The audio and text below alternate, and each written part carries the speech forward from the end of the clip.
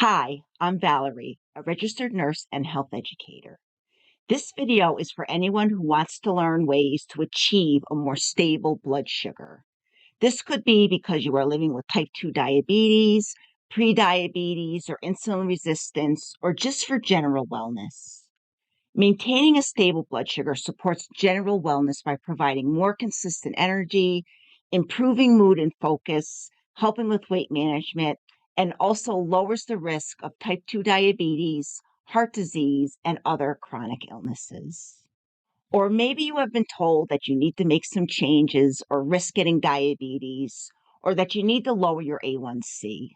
If this is you, then this video will give you 5 practical science-based eating strategies that help lower blood sugar without having to make those big drastic changes. I have worked with quite a few people who come to me because they were told to improve their diet to prevent or manage their type 2 diabetes, but they weren't really told how. Or they were just put on medication, but not educated on practical, up-to-date lifestyle strategies to manage their diabetes. And it is really not your doctor's fault. The truth is, our healthcare system is not really set up for this. As we see with many of the other topics discussed on this channel, most providers don't have the time, resources, or training to go deep into nutrition, behavior change, or the subtle strategies that can make a measurable difference. And as a result, many people are left feeling confused about how they can really make a difference in improving their health. I started this channel in order to fill in that gap and give you clear, evidence-based tools you can actually use in your daily life. So in this video, I'll be giving you 5 simple eating strategies that can help lower blood sugar without restrictive dieting. You won't need to cut out entire food groups or commit to a complicated plan. These are just some easy, straightforward actions that you can begin using today. Let's start with a very simple strategy that is incredibly simple but often overlooked, and that is to start your meal with vegetables. There is strong evidence that starting your meal with non-starchy vegetables can significantly reduce post-meal blood sugar spikes. So when you eat non-starchy vegetables, like greens, lettuce, cabbage, broccoli, peppers, zucchini, cucumbers, and so forth. So if you start with those before the rest of your meal, the fiber from those vegetables lines your digestive tract. This slows the breakdown and absorption of any carbohydrates that you eat afterward. That is helpful because it allows glucose to enter your bloodstream more gradually. This keeps your blood sugar from spiking and reduces the amount of insulin that your pancreas then has to pump out. Research shows that people with type 2 diabetes who ate vegetables before carbohydrates had blood sugar spikes that were reduced by up to 30 to 40%. That is quite a bit. So this is one small lifestyle change that can really help prevent complications long term. And the benefits of eating more vegetables go well beyond just blood sugar. Vegetables are rich in antioxidants and anti-inflammatory compounds that protect your blood vessels. They are also high in micronutrients. So for example, magnesium and potassium.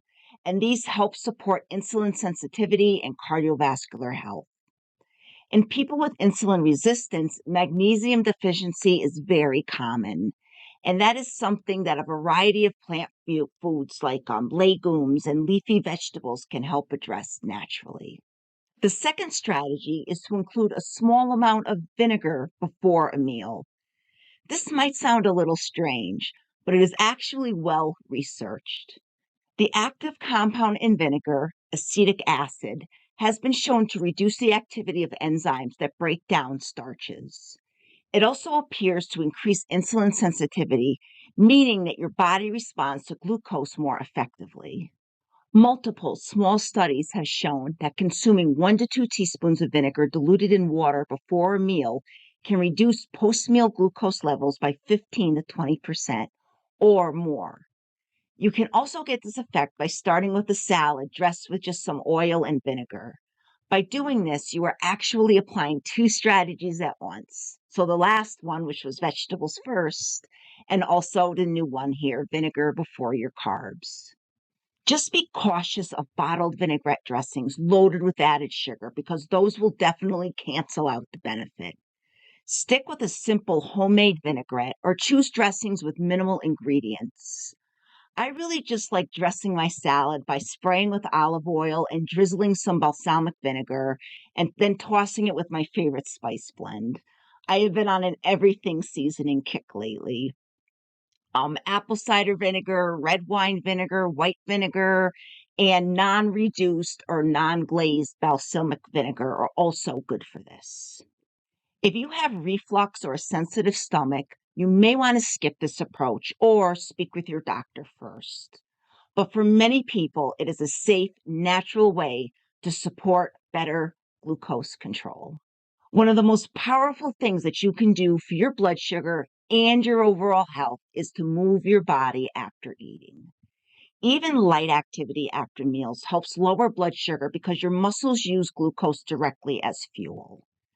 That means that your body can move sugar out of your bloodstream more efficiently, reducing the demand on your pancreas. Research has shown that short bouts of movement after meals, so just like 10 minutes of walking, can significantly reduce post-meal glucose. In one study, participants who walked for 10 minutes after each meal had better glucose control than those who did a single 30-minute walk at another time during the day. This can be very simple, so don't overcomplicate it. Just try walking around your home or tidying up the kitchen, stretching, doing some housework, anything that engages your muscles. And if you're at work, walking around the office or standing while taking that post-lunch call, that can help. Use your creativity and find ways to fit this into your life. So, like, for example, I was looking for ways to add more strength training into my week. So I tacked on a 10-minute strength routine after my meals. That ends up being 30 minutes of strength training a day and is something I am definitely going to get multiple benefits from. The next strategy is to avoid eating carbohydrates on their own. When we eat more condensed carbs like fruit, toast, or pasta, even those made with whole grain flour, without anything else, those carbohydrates are digested quickly, leading to more rapid spikes in blood glucose. But when you pair carbohydrates with protein, fiber, or a healthy fat, you slow digestion and improve the body's ability to manage that glucose. So you don't need to avoid carbohydrates. You just want to be smarter and consume them in a way that allows your body to better handle them. For example, instead of a plain banana, try it with peanut butter, or add avocado to your toast, or a couple of walnuts with your apple. These are just small tweaks that can significantly change how your body responds to the very same foods. Eating this way also tends to be more satisfying.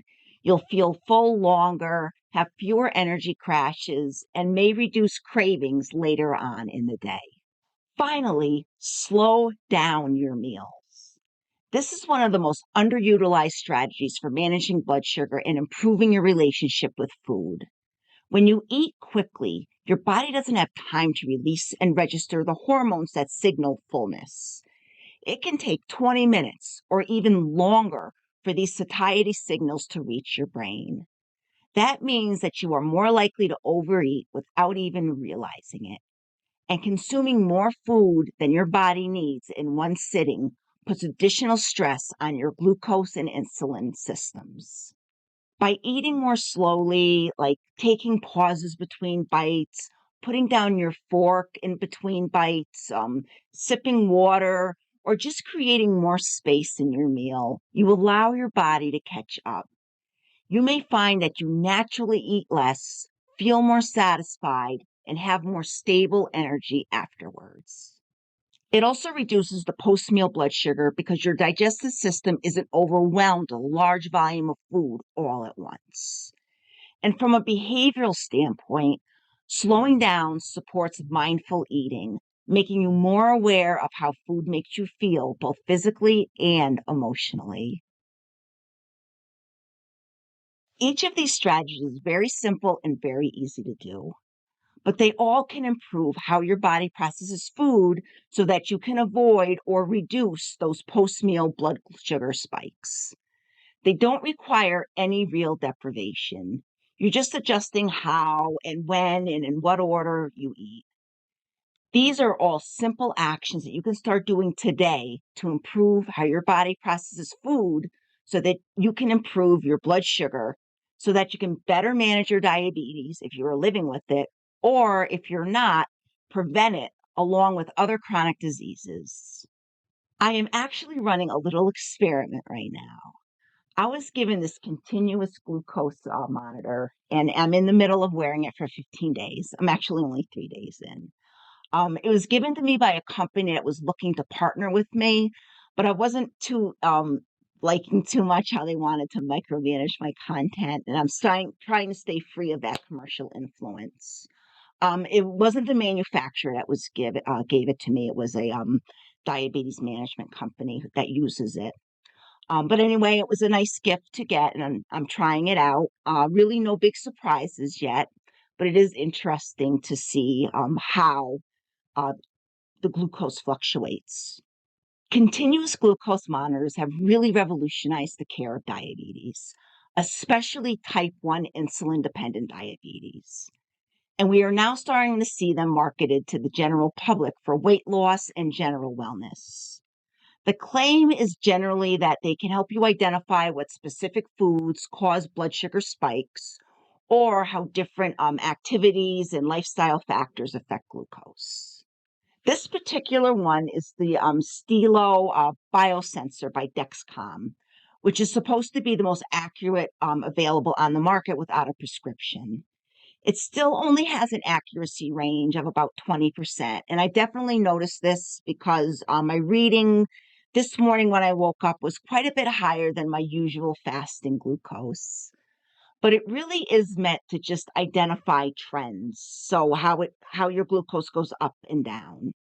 It connects to your phone with an app. You can pick up a pack of 2 of these on Amazon. Each sensor lasts for about 15 days, so that'll give you about a month of monitoring, which I think is probably enough if you are a non-diabetic and just want to see how different factors affect your blood glucose. If you are living with type 2 diabetes or even prediabetes, you might be able to get it covered by insurance if certain conditions apply. So check with your doctor about that before spending money on your own.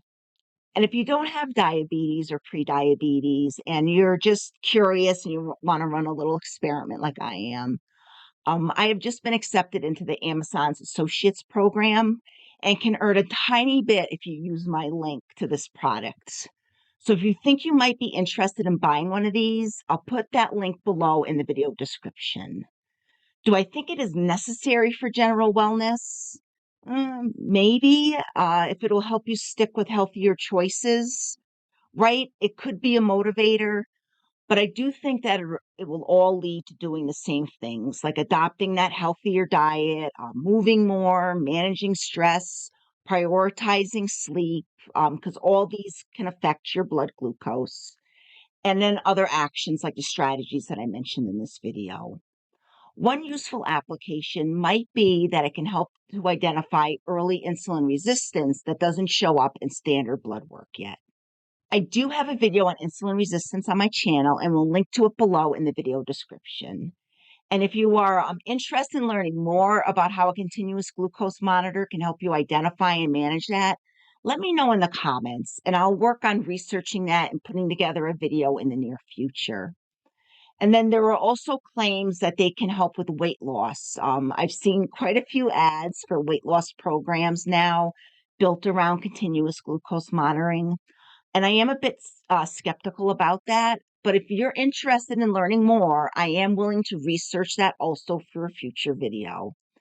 If you're interested in either of these ideas, just comment below. For example, comment CGM insulin resistance or CGM weight loss. And depending on response, I'll add that to my future video list.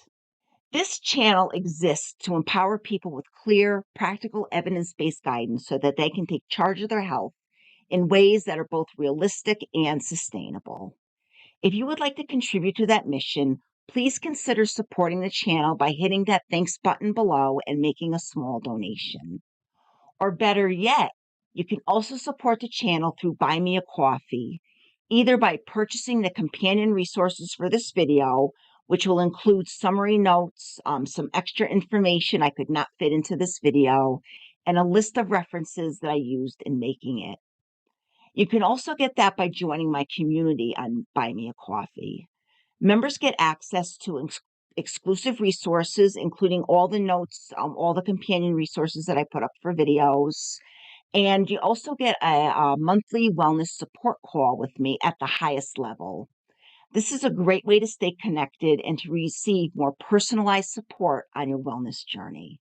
If you found this video helpful, please give it a like and share it with someone who could benefit. Your like will tell me that more content on the topic of blood sugar is needed. And don't forget to subscribe for more science-based wellness information. I talk about all different kinds of health topics, including a lot about cardiovascular wellness, joint health, and many other ways to improve longevity. Thank you so much for watching, and as always, please take good care of yourself.